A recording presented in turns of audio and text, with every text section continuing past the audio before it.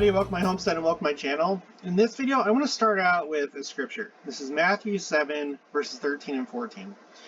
Enter ye in at the strait gate, for wide is the gate, and broad is the way that leadeth to destruction, and many there be that go in thereat. Because strait is the gate, and narrow is the way which leadeth unto life, and few there be that find it. So, this is something that I've always been curious about, the few there be that find it, because I've wondered about the history of the world and how the church in any given age, whether it was during the age of the patriarchs or during the time of Israel or now in modern days in this dispensation, it doesn't seem like it's ever been very large relative to the rest of the world population. Okay, and I've wondered about the statistics. I'm a very statistically minded person. I like numbers, and I've wondered, if you were to look at everybody that's ever lived, what portion of them find the gospel in this life? I've also wondered, in the spirit world, how many of them find the gospel and accept it and make covenants and become a covenant people. Well, we're not going to know about the spirit world until, I don't know, possibly, I guess maybe in the millennium we'll have an idea of how many in the spirit world have accepted the gospel, because I would assume we'll receive those records from resurrected beings. That's what Joseph Fielding Smith said. We'll receive records of people that have accepted the gospel in the spirit world, go and do their temple work for them, and I assume that once their temple work is done, then they'll be resurrected. I think that's how it works. So therefore, we may kind of get a sense of how many accepted the gospel in the spirit world during the millennium. So all we can really do is examine this mortal life and the history of the world. And I wanted to look at the two main groups. First, think of it this way. I wanted to look at, from the time of Adam and Eve down to the time of Christ, okay, in the population of the church or Israel or, however you want to think of it. After that, obviously, it kind of splits into two. You have the Jews that go on as a people, and then you have the restoration that doesn't take place until 1820. So I wanted to compare modern day Jewish and Latter-day Saint populations, and just there's some interesting things. So hopefully I have this arranged in a logical way. I'm going to do my best. Okay.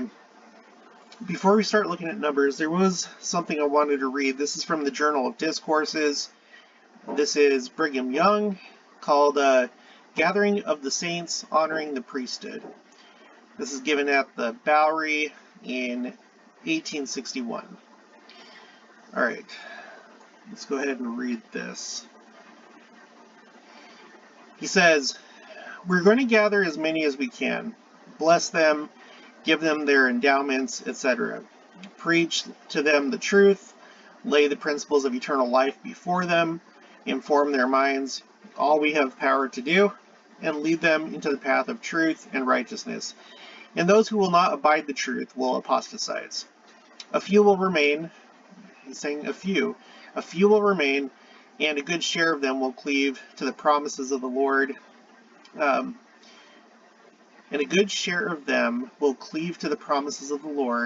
will be true in every respect, and will be accounted worthy to enter in at the strait gate." And then he references Matthew 7:13. "Strait is the gate, and narrow is the way, is the path that leadeth to life, and few there be that find it. Millions will come and live in Zion when the laws of Zion reign predominant over creation. But will all be prepared to be crowned kings and priests of God, or unto God?" At this point, I think he's referring to the millennium. He doesn't necessarily say it explicitly, but the Zion being referred to here, it sounds like he's actually talking about New Jerusalem, And at that point, Christ rule over the world. I could be wrong, but anyway, we'll all be prepared to be crowned kings and priests unto God. No, you cannot imagine anything that will not be in Zion except sin and iniquity and reviling against God and against his kingdom. All classes, all classes of people will come to Zion. Will there be Methodists there? Yes. And they will have the privilege to worship a God without body, parts, and passions, just as they do now, if they choose to. Every person and every community will receive according to the extent of their capacity and ability. Every person then will be blessed, will be filled with joy, will be filled with peace, with light, and intelligence according to the endowments with which they are endowed. Will all become kings and priests? No, not even all that will embrace the fullness of the gospel. And we talk about this pretty frequently. In fact, my last video was about wheat and tares, lookalikes, and then the real thing. So we have to kind of keep this in mind when we're talking about these populations, because even though the church right now is almost at 17 million, not everybody is going to end up achieving exaltation, because, you know, just due to agency and people's choices over their lives, some within the church are living a telestial law, some are living a terrestrial law, and some are doing the real thing and living celestial law. So by looking at these numbers, we're only going to be able to get kind of a general sense of these population numbers. And again, like I said before, we don't know the final outcome with everybody that's in the spirit world. So we have to keep these things in mind. Okay, so I'm in an article from Haaretz. I guess it's actually pronounced Haaretz. I didn't do like I didn't go into the full accent, but it says, okay, the title of it is Study Traces Worldwide Jewish Population from Exodus to Modern Age. Okay. The Jewish Agency's Education Department recently published a new study program that tries to provide answers to various questions concerning Jewish demography. The pamphlet contains estimates of the number of Jews who lived in the world during various historic periods, from the era of the patriarchs to the present.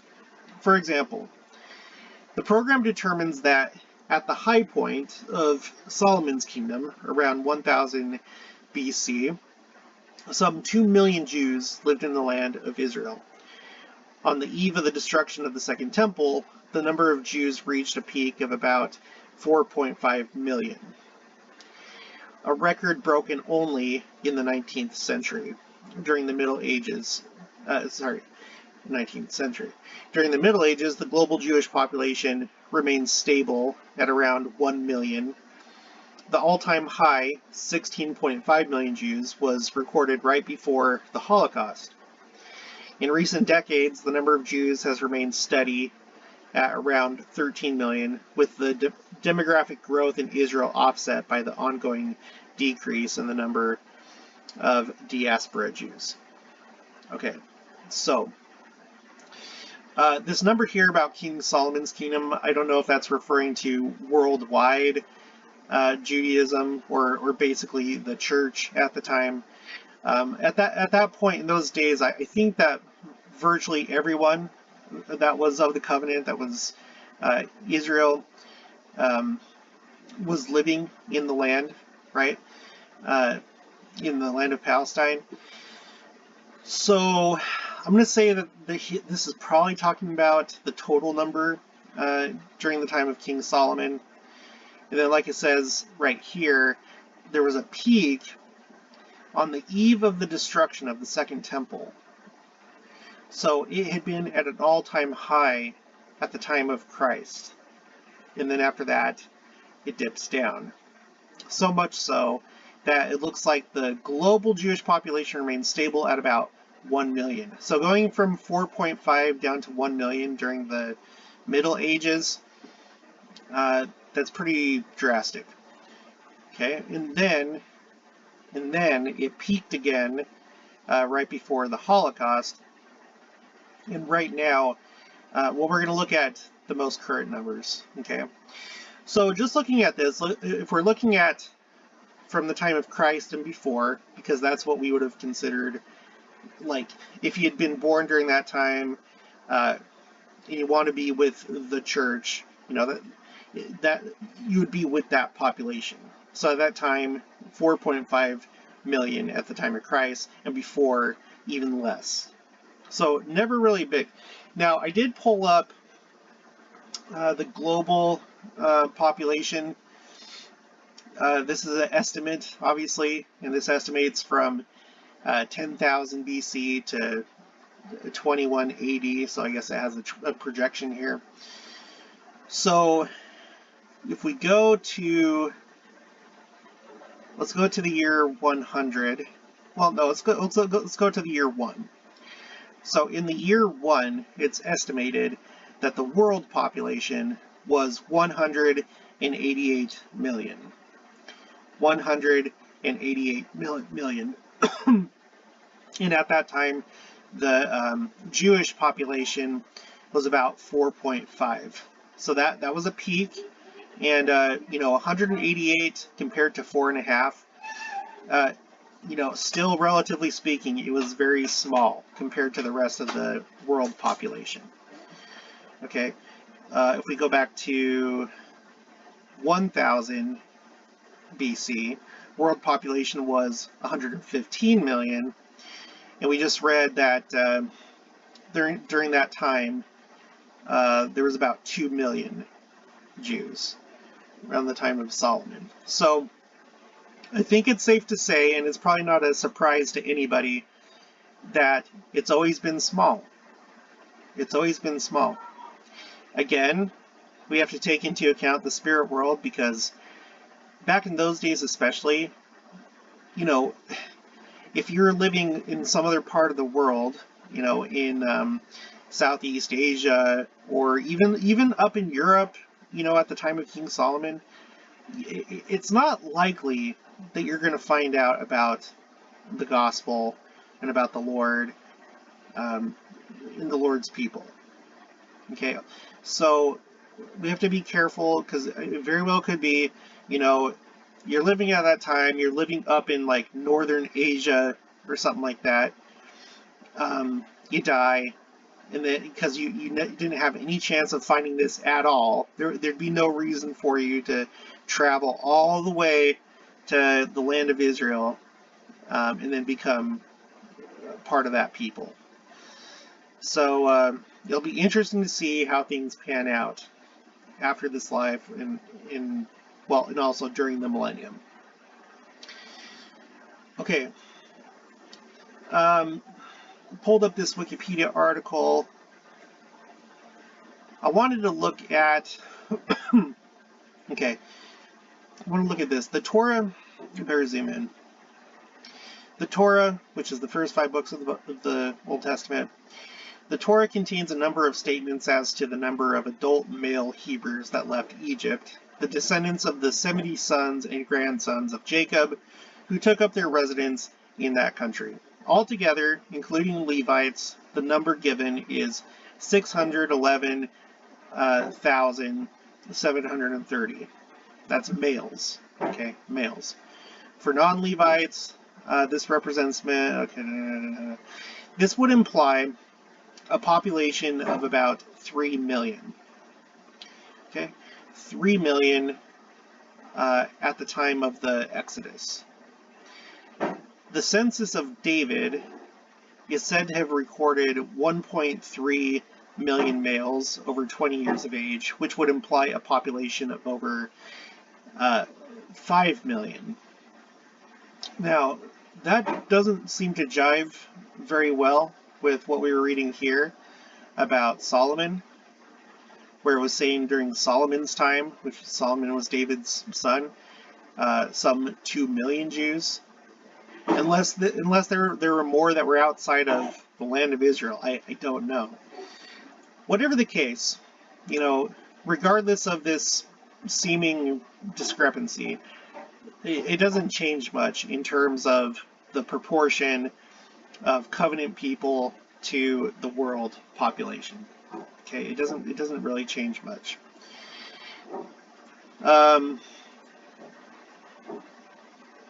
Let's talk about the Book of Mormon, because we know that there's other populations.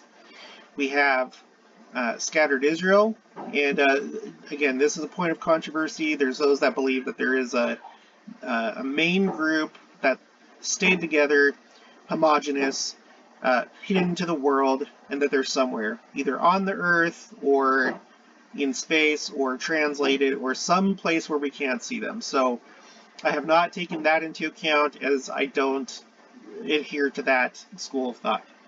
And I have an entire playlist why I think that. I'm open to it. I'm not going to say that it's not true. I don't think it's very likely. Now, putting that aside, we know that there are other groups that would have been led away after the Assyrian conquest in 721, 722 BC of the Northern Kingdom. And one such group, we have their scriptures. It's the Book of Mormon. And so we can get some numbers from them.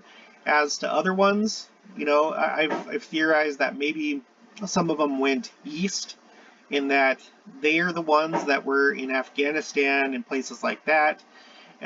They would have been the ones possibly that sent the 3 wise men when Christ was born, because at that time they wouldn't have lost their religion to forced conversion by Islam or assimilated into some other culture. They could have very well still been intact, and even had prophets. For all we know, the 3 wise men were prophets.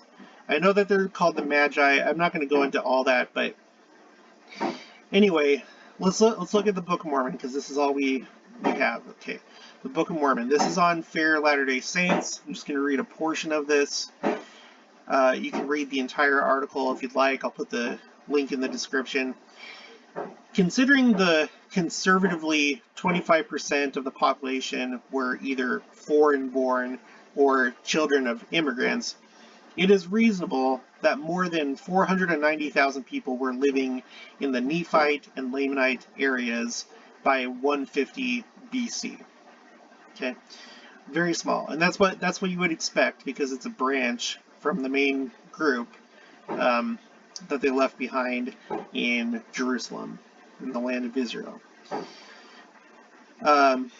And then it continues, more than enough to accommodate the thousands of dead mentioned in Mosiah chapter 9, verses 18 and 19.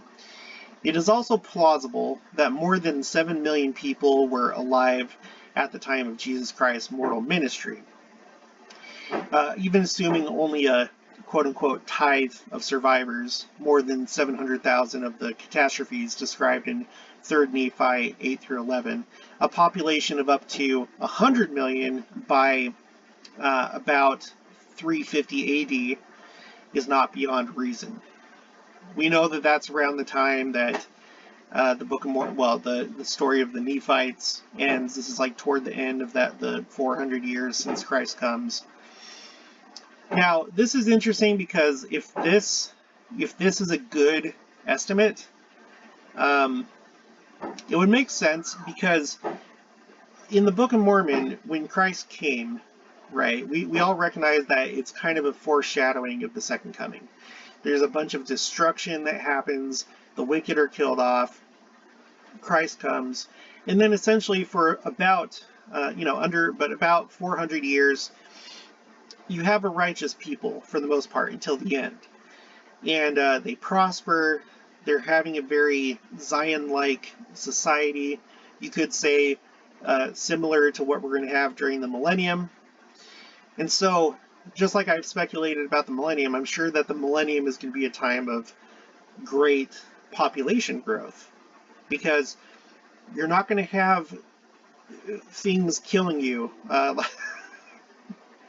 You're not going to have as many things killing you like there are now, like disease, war, crime, and all the different things that kill people. So there's going to be more people that survive life during the millennium, I wouldn't be surprised if, you know, you're able to have more children, because we're going to be living in a paradisiacal condition.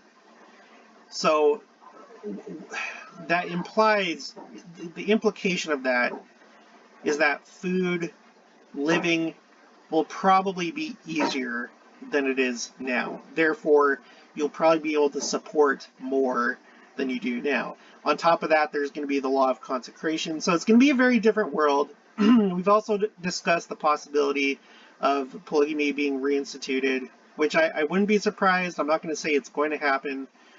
But the Lord, whenever he wants to repopulate or when he wants to grow a population, he institutes that. And we're about to go through a pretty major depopulation event when the burning happens. And we don't know what percent of the world that's going to represent. In a previous video, I was conservatively saying, like, what if it's like a third? Someone commented, no, it's probably not going to be that. And I agree. You know, I wouldn't be surprised if it's more like 50, could even be 60. I don't know. But whatever the case, it's going to be a big change. Therefore, anyway, putting everything aside, just like it was in the days of the Nephites and Lamanites after the time of Christ, and how their population could have just boomed after that, I think the same thing will happen in the millennium. So it makes sense that that number could be so large, because simply living righteously reduces the number of deaths, right? It encourages family, so on and so forth. Okay, it continues. This figure is more than sufficient to sustain the hundreds of thousands of Nephite dead during the Battle of Cumorah. Okay, so it's very possible, putting aside the 10 lost tribes, if there is a main group, because we would have no way to know how many there are. So putting that aside, it would seem that maybe during that 400-year period after Christ visited the Americas, that may have been the largest number of covenant people in the history of the world, right? Think about right now. Right now, the church, we're approaching 17 million. Compared 17 million to about 100 million righteous Nephites and Lamanites. And I know that they weren't like divided that way during that time. I'm just saying, that is a massive amount of covenant keeping people. Okay. And of course, we can't divide it between those that really were living righteously and those that were, tares. But still, if you just compare apples to apples, 100 million total to 17 million total, that's huge. That's really, really huge. Okay, in the book of Ether, now this is talking about the Jaredites, which they were a breakoff at the time of the Tower of Babel. They are not an Abrahamic people. They're not descended through Israel. It's a completely different group of people. But we have the record of the Lord taking them to the Americas. And I have a lot of questions about them. I'm probably going to have to do more research. I don't know how much I'll be able to find. But at the end of the book of Ether, okay, chapter 15, up here it says, millions of Jaredites are slain in battle. Shiz and Coriantumr assemble all the people to mortal combat. It's not talking about the video game. The Spirit of the Lord ceases to strive with them. The Jaredite nation is utterly destroyed. Only Coriantumr remains. I'm just going to read verses 1 and 2. And it came to pass... Well, wait, I think there was actually one more down here. Yeah. Okay. And it came to pass when Coriantumr had recovered of his wounds, he began to remember the words which Ether had spoken unto him. He saw that there had been slain by the sword already nearly 200 millions of his people, and he began to sorrow in his heart. Yea, there had been slain 2 millions of mighty men, and also their wives. and their children. So, of Coriantumr's people, to that point, there were 2 million that had died. We don't really know how many survived, and we don't know how many on the other side died or survived. But as far as the number that were slain, 2 million. About 2 million. Later on, it says, wherefore they were for the space of 4 years gathering together the people. So, there still was a population after that. Verse 23, and on the morrow they fought again, and when the night came, they had all fallen by the sword, save it were 52 of the people of Coriantumr, and 69 of the people of Shiz. So we really don't know how many between those two, how many were slain after the 2 million. But anyway, I think it's safe to say that putting them both together, based on this number, it was probably only in the millions of people at the most. Like, probably less than 10 million, if I were to guess. You can put your guess in the comments. So even back then, not very much. Not very much. Okay. Excuse me. I tried to look in Moses 7 to see if there was like any indication as to how many people there were of the covenant at the time of Enoch, and I kind of skimmed through this. I didn't comb through it very closely, but I don't think that there's any really mention as to how many there were that followed Enoch, that were part of Zion, the city of holiness, the city of Enoch. So we don't really know. We've read from Bruce R. McConkie that the population was probably a lot more in the times of the patriarchs, because it doesn't seem that there was as much disease, and basically just right after the fall, it seems like the process of becoming a fallen world, becoming corrupt and stuff like that, degradation, kind of like went through the process of time. And so, and he was saying that because of how long the patriarchs lived. So there could have been a lot. There really could have been a lot before the flood, but we don't really have any indication that I know of how many that there would have been back then during that period of the Earth's history. Okay. So let's go ahead and skip forward to today. As of 2020, the world's core Jewish population, those identifying as Jews above all else, was estimated at 14.8 million, 0.2% of the 7.95 billion worldwide population. This number rises to 18 million people with the addition of the quote-unquote connected Jewish population, including those who say they are partly Jewish or that they have Jewish backgrounds from at least one Jewish parent, and rises again to 21 million with the addition of the enlarged quote-unquote Jewish population, including those who say they have Jewish backgrounds but no Jewish parents, and all non-Jewish household members who live with Jews. Counting all those who are eligible for Israeli citizenship under Israel's law of return, in addition to Israeli Jews, raises the total to 23.8 million. Now, so you have like these different ways that you can classify them that we just talked about. And I think the way that Jews look at it it's more based on the core Jewish population. I say that because here's this website called Jewish Virtual Library. It's this portion says vital statistics, Jewish population of the world, 1882 to present.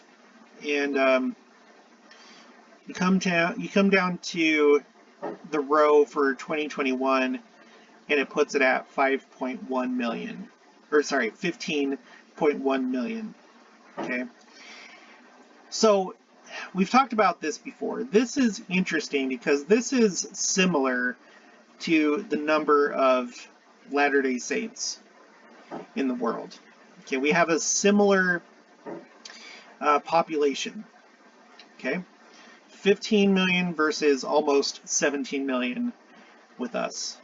All right. If we go over here, okay, the Church of Jesus Christ of Latter-day Saints membership history. The membership of the Church of Jesus Christ of Latter-day Saints as of December 31st, 2021 was 16.8. So it's very close. It's very, very close.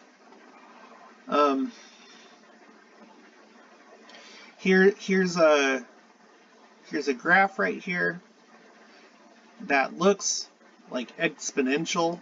It looks like an exponential graph, somewhat. Starting to kind of taper off a little bit. We don't really know what's going to happen going forward. We hit a roadblock in 2020 because of COVID, and 2021 wasn't much better. This last general conference, there was a big call for missionaries. It's probably to try and recover from this, but it also could be the last main call, the last phase of missionary work. We don't know. We'll find out.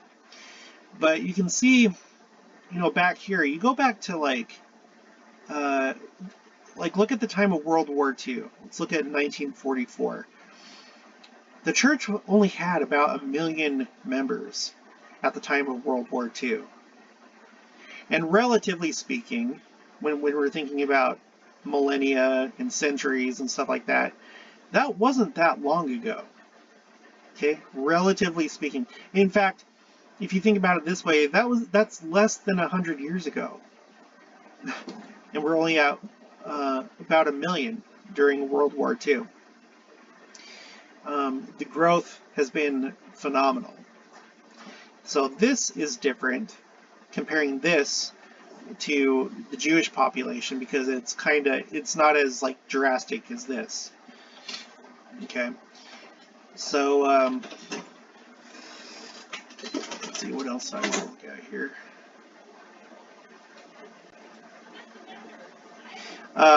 Let's look at the countries where Jews are living in.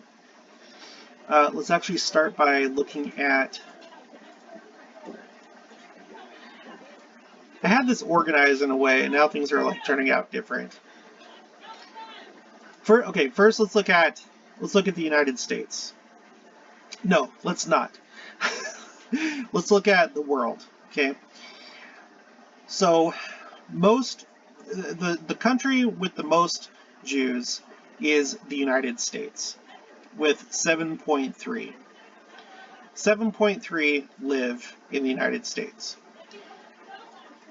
With our church, let me go ahead and sort it. I have it sorted here. So with the church, we have 6.7 million. Okay, 7.6 or 6.7 million in the U.S. I should just bring this over here. So we even have a similar number within the United States. So worldwide, the number is similar, and then with the U.S., the number is similar. I find that really interesting.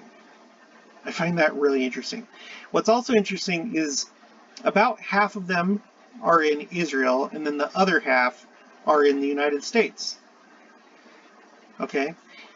I find that interesting and important because, again, in the millennium, we're going to have 2 world capitals. There's going to be one in New Jerusalem, here in the United States, in Missouri, and then the other one is going to be in Old Jerusalem. Well, let's look at this map. Let's pull up, I'll look up Missouri. Pull up Google Maps. If it'll please pull up. please. Okay, here we go. Seriously, guy.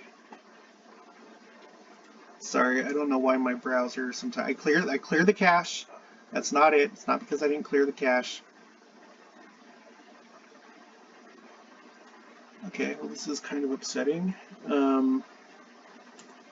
Let's just try it one more time. Okay, here we go. Finally, thank you very much. So here we have New Jerusalem is going to be right here. And then we have about half of Jewry right now in the United States, and they're primarily located in this area, mostly like in the New England, New York, Pennsylvania, New Jersey kind of area. And we're going to look at that closer. We also know that the land masses are going to come together. There's going to be one continent. So what's interesting is you have half of Jews right here. This is all going to come together. These Jews, if they remain where they are, from now until the time of the second coming, they're kind of going to be like in the middle. I don't know if if Europe's going to move like downward like this. I don't know if it's going to like move upward, and then we're going to. But whatever the case, you have these right here, these right here, and then us right here. So I find that really interesting. So anyway, moving on. Next, you have France at the number 3 spot. Now, in blue, I highlighted countries that are part of the British Commonwealth or have descended from the UK. The United States is not part of the British Commonwealth, but these other countries are. So you have United States at the number 1 spot, Canada, number 4, the UK itself at number 5, Australia, number 9, South Africa at number 11.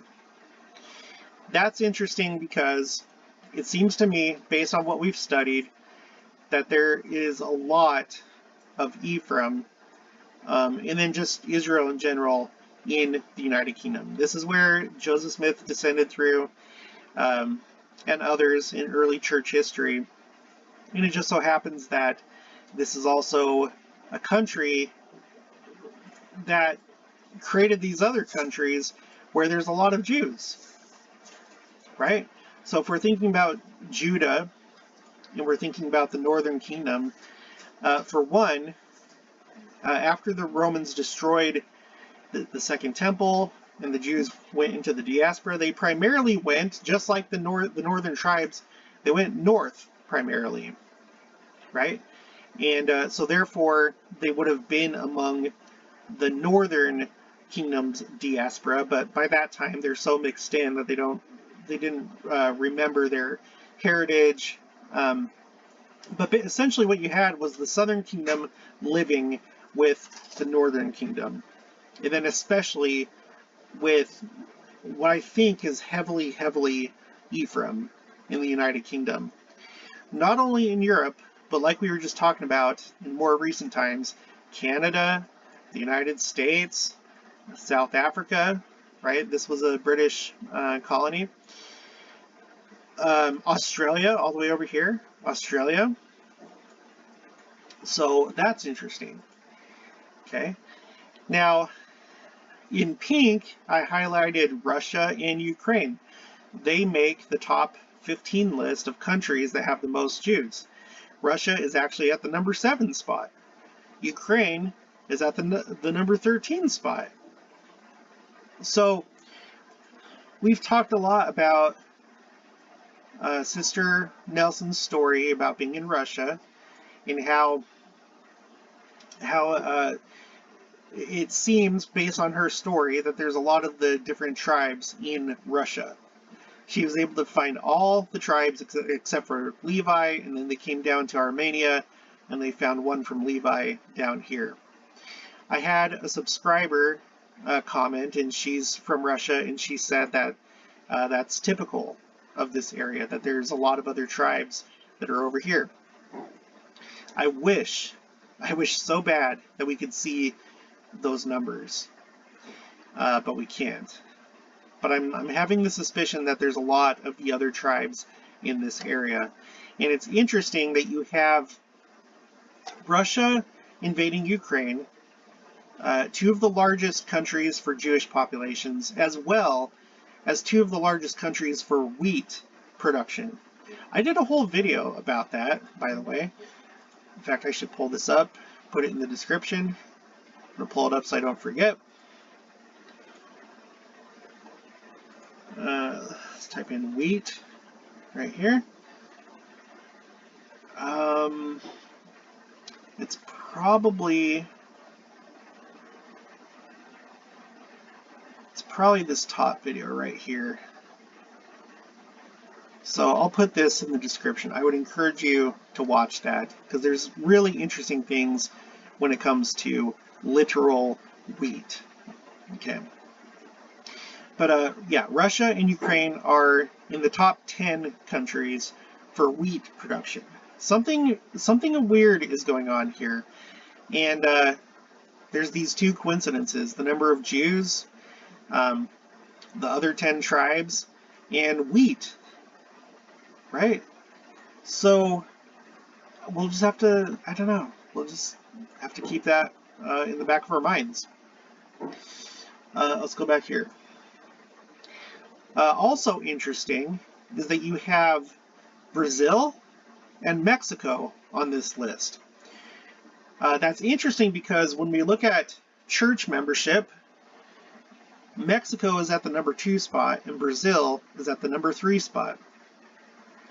Okay, these are the only other two countries that have more than 1 million members, other than the United States. Mexico and Brazil. And it looks like possibly, hopefully in the near future, within a few years, decade, I don't know, hopefully the Philippines will make its way into the 1 million club.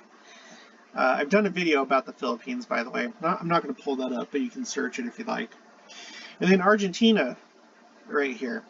Now, I know why that might be with Jews, because, you know, Brazil, Mexico, they came from, these were countries basically created by Spain and Portugal, right? Colonization. And so there's probably a lot of Sephardic Jews. If we go back here, you have the two main groups of Jews after the diaspora. It seems like most of them were here in Eastern Europe. And then up here, excuse me, like in Germany and stuff like that. And then the western leg, or the western ones, they came to the Iberian Peninsula, which is Spain and Portugal, and they're referred to as Sephardic Jews. But they were also like in other, you know, countries, probably like Morocco and stuff. But so it makes sense that maybe a lot of these Jews, you know, they came over to the Americas at the time of colonization and just kind of set up shop in Brazil and in Mexico. So that could be why, but it's still interesting. I think it's still really interesting that both Judaism and the Church of Jesus Christ of Latter-day Saints shared that in common as well. Not so much Ukraine and Russia. They're way down here on the list for the church. They're down there somewhere. So anyway, so this is interesting stuff right here. All right, let's move on. Okay, now let's look at Jews inside the United States. I just want to look at the at the actual numbers. So you have the state with the most is New York, which it's not too surprising. I think most people realize that. New York is really known for its diversity, but especially there's a large Italian population there, and there's also a large Jewish population in New York. So you have New York at the number 1 spot, and then New Jersey, Massachusetts, Maryland, Connecticut. These are all northeastern states, right? And then you have a big one. It looks like it's probably the second biggest population is in California. Okay, California. And then after that, Florida, Nevada, Illinois, Okay. Here's a map. This is from Princeton.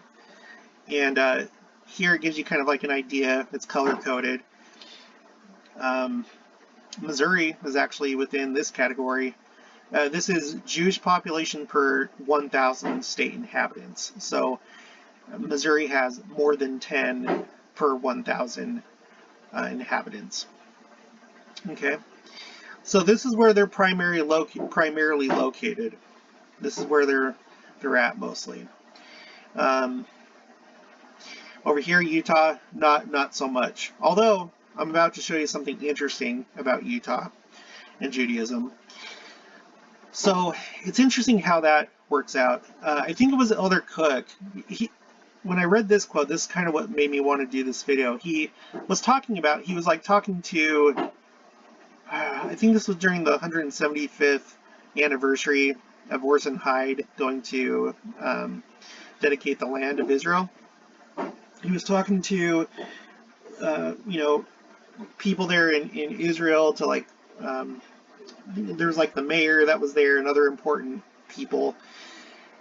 And he made that point how in the United States, he made the point about how the numbers are similar worldwide and in the United States, and how in the United States, the Jews are mostly in the East, and then our church is mostly in the West. And that's interesting. The reason why this is interesting, I just realized this. Okay, look at this. Let's pull up, let's see, LDS Camp of Israel, Order of March. I just thought about this. Let's pull up this. Wow, this is so cool. Sorry. Oh, I was really hoping that it would show the names of the tribes, though. Sorry, everyone. Give me just one more minute. I know for some people this is just the unpardonable sin, me winging it. Let's just do LDS Camp of Israel. Bible study. Okay, here we go. I want to look at this one. Wait for it to load. Here it is. Okay. So, back when Israel was wandering in the wilderness for 40 years with Moses, this is how they camped. The tabernacle, of course, was in the center. The tabernacle was in the center, and it faced eastwards. Okay? The Levites camped around it because they didn't have a camp like the other tribes did, because they had the priesthood. Right? On the east, in fact, the main tribe on the east was Judah. So if you think about like entering the temple, Judah is the closest to the front of the temple, or to the tabernacle. On the other extreme, excuse me, on the other extreme in the west, you have Ephraim and Manasseh, and also Benjamin. So the interesting thing about this, I just realized, is that when you look at the United States, I'll move this over. If you think of the United States as the camp of Israel, you have Missouri in the center, and this is where Zion, the New Jerusalem, was going to be. It's going to be in the center. And currently you have Judah, that's primarily in the east, and then you have Ephraim, that's primarily in the west. That's crazy. That is crazy. I can't believe that that is crazy. America is a big, if you look at it that way, the United States is a big camp of Israel. Oh my gosh. That is insane. That is insane. I'm going to have to look at this closer some other time, see if there's any other connections. Judah in the east, Ephraim in the west, tabernacle in the center, in the heartland. Wow. Okay. Okay. Um, Here's a few other maps. This is on mcimaps.com, and it kind of shows you by, this one shows you by county, roughly the percent that's Jewish. So again, you have Florida, you have the Northeast, you have over here in the West. There is a dark blue right here in Utah, though, and I didn't know this until I did this video. And what's this dark blue? What's this county? That county is, oh my gosh, that county is Summit County. Here's Salt Lake City, it's in Salt Lake County. Provo is in Utah County. Ogden is in Weber County. Summit County, and I'm surprised that they don't have it on here, but Summit County, that's the county that Park City, Utah is in. This is where Walter Palmer lives, Park City. This is Summit County, okay? Right here, Summit County. So in Utah, Summit County has the most Jews, it would seem. And I wanted to read something. I came across this story here, this article. This is by Chloe Laverson. This is heyalma.com. What it's like being Jewish in Utah. It says, the small Jewish community I found here made me fall in love with the state. Oh, okay, now why is that? Okay, moving here as an outsider from California was shocking, to say the least. I came for the mountains, extended ski season, national parks, and academics. I did not come to Utah in search of a Jewish community, nor did I expect to find one. Recent estimates put the Jewish population at around 0.2% of the total population. Around 6,500 people that are Jewish. But it's actually the small Jewish community I've found here that has made me fall in love with living here. It may sound corny, but the Jewish community in Utah found me and helped me embrace my Judaism. Take the leadership of Utah's largest synagogue, Kol Ami, for example. Sarah Kane, the youth director, recently relocated from Southern California and has found a permanent home in Utah. As she explained to me, quote, I love being here because we get to really redefine what it means to be to both be and do Jewish. End quote. Kol Ami's rabbi, Sam Spector, told me that the congregation has grown by 15% this past year. Quote, there's nowhere in the world that's like being Jewish in Utah. We have better retention and more involvement than any other place in the country. People don't stop coming after their kids' B'nai Mitzvah. End quote. While this could just be a rabbi bragging about his congregation, it feels true to me. A recurring comment I hear from these transplants is that being in a place with significantly fewer Jews has made me more observant and more vocal. Has made them more observant and more vocal about their Judaism. But it's not all great. Like elsewhere in the United States, the Jewish community in Utah must confront rising anti-Semitism, which is kind of weird in Utah, but whatever. However, most of the anti-Semitic comments seem to stem from ignorance rather than hatred, as non-Jewish Utahns often haven't ever met a Jewish person. Quote, this is from the rabbi. Oh, okay, Rabbi, okay, wait. This is from Rabbi Avremi Zippel from Chabad Lubavitch. The Chabad, that's that website that I keep going to learn about Judaism. Okay, he says, Utah in general is less knowledgeable about Jews. But as Utah becomes more Jewish, the attitude of the Utah Jews remains the same, proud of their Judaism. Growing up Jewish in Utah shaped who I am. Now, that's a sad thing for me to hear, and hopefully it's a sad thing for you to hear, because out of all places in the United States, we should be the ones that are the most interested in Jews, in Judaism, in learning about them, wanting to connect with them. So I don't know that now. That's just his opinion. I'm sure he hasn't done a detailed study, but maybe we need to up our game and learn more about Judaism. Okay, not to like convert to Judaism, obviously, but because we know our shared destiny. We're different from other Christian churches. We know that we have a shared destiny. That essentially the Jews they're the southern kingdom of Judah, and we are gathering primarily the northern kingdom. Although there are some Jews that have converted to the church.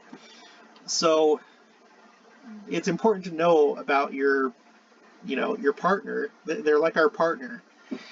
Okay, moving on. Of course, this being Utah, the Jewish community here has long held a relationship with the Mormon Church.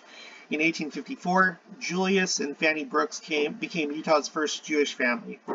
Fanny Brooks was the first Jewish woman to settle in Utah, and she gained local fame by becoming a successful businesswoman and an important member of the early Salt Lake City society.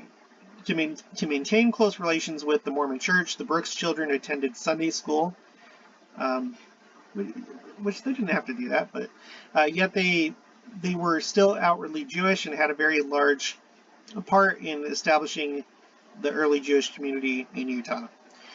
When Mormon leader Brigham Young issued an edict not allowing Mormons to do business with non-Mormons in 1868, Fanny demanded to have a private meeting with him, after which he agreed to let Mormons stay at her boarding house and purchase goods from her shop. Later in life, Brigham Young donated land for the first Jewish cemetery in Salt Lake, B'nai Israel Cemetery.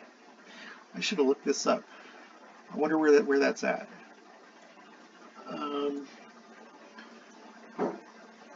Why did that copy just a bunch of numbers? I'll look it up here.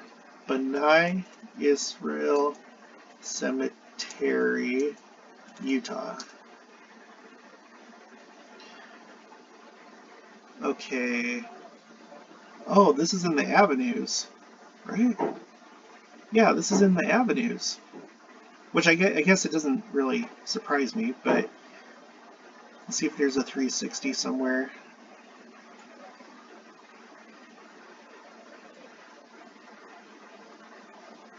All right, from ground level, this must be it right here. And that makes sense right here because look, Cohen. That's probably a variation of Cohen. Anytime you see like Cowan, Cohen, Kaplan. In fact, the word chaplain is derived from Cohen, which means priest. That's the Jewish priest. Excuse me. Anyway, this one says Moritz. Let's exit out of that. So this is on 4th Avenue. And yeah, I know where this is at. I've been here before. Actually, I have a funny story about this area, but Elizabeth Smart, if you remember Elizabeth Smart, she is from this area, Federal Heights. So here's Temple Square.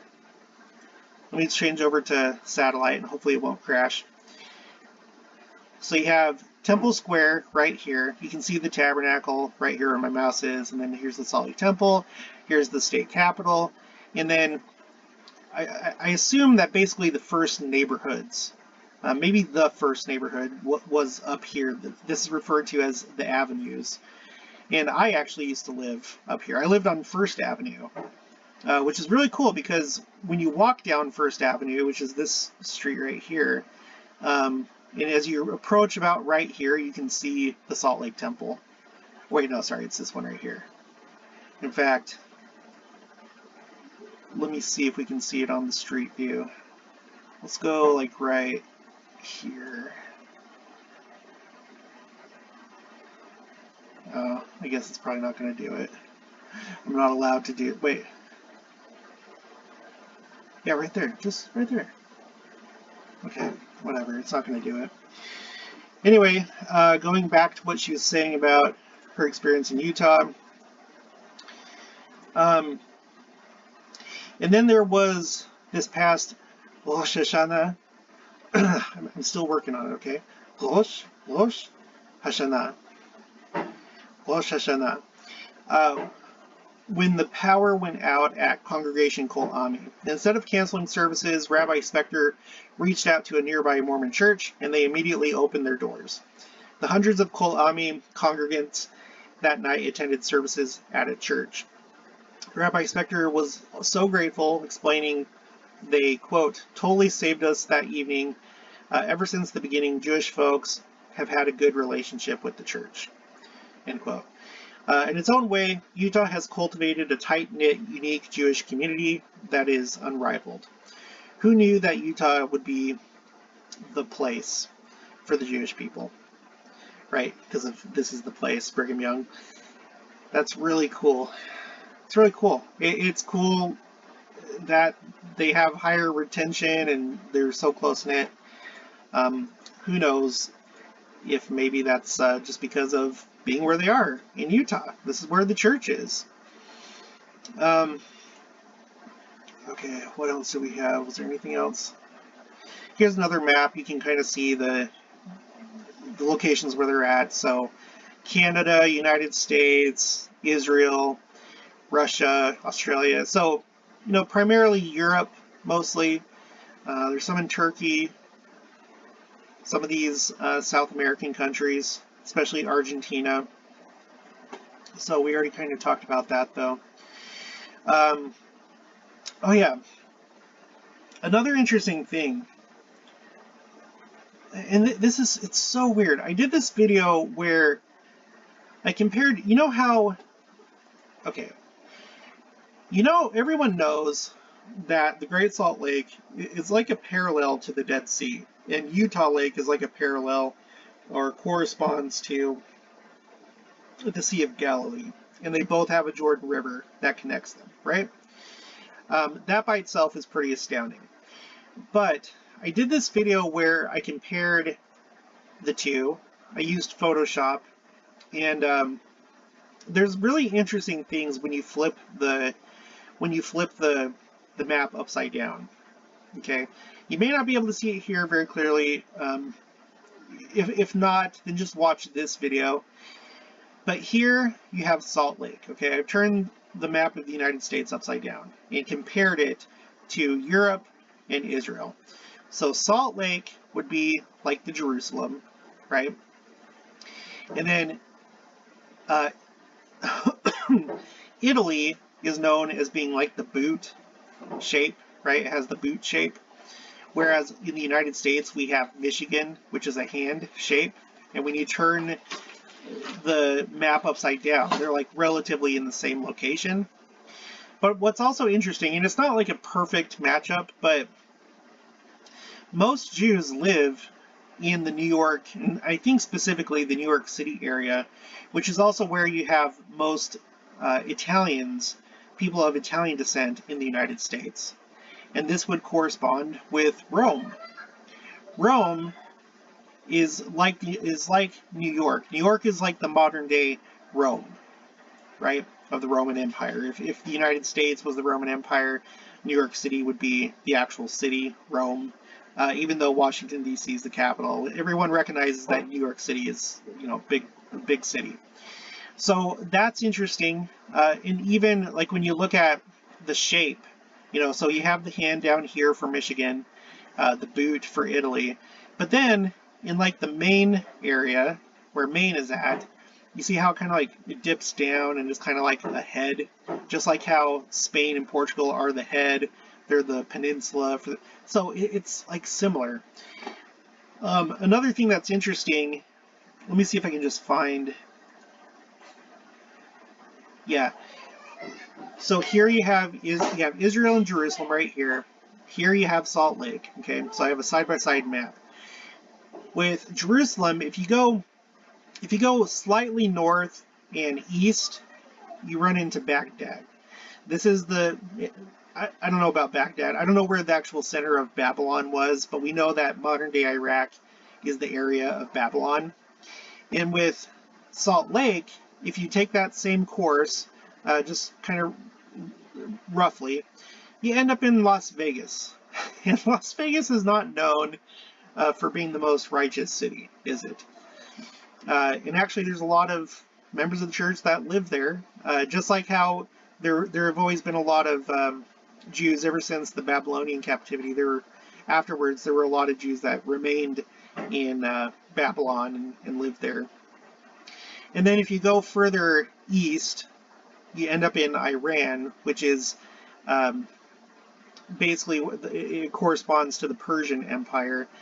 And with this United States map with Salt Lake, if you go further east of Las Vegas, you end up with California, right? So it's just, it's probably kind of loose, but it's also very interesting. It's very interesting that you have these things that you can match up pretty well. There's more to it than this, so just go watch this video.